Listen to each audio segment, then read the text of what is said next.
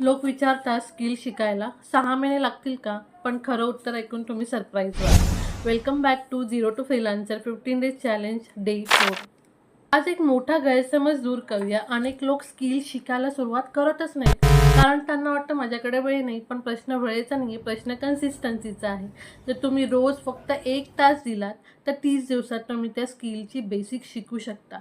60 दिवसात प्रॅक्टिस सुरू करू शकता आणि 90 दिवसात बिगिनर पोर्टफोलिओ तयार करू शकता. समस्या स्किल शिकण्यात नाही आहे. समस्या अशी आहे की 5 दिवस लोक उत्साहात काम करतात आणि मग थांबतात.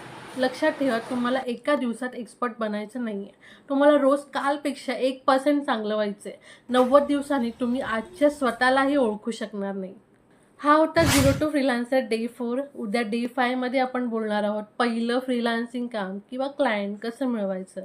हा एपिसोड अजिबात मिस करू नका. कमेंटमध्ये लिहा 90 डेज जर तुम्ही स्वतःला 90 दिवस द्यायला तयार असाल, आणि मला फॉलो करायला विसरू नका. थँक्यू.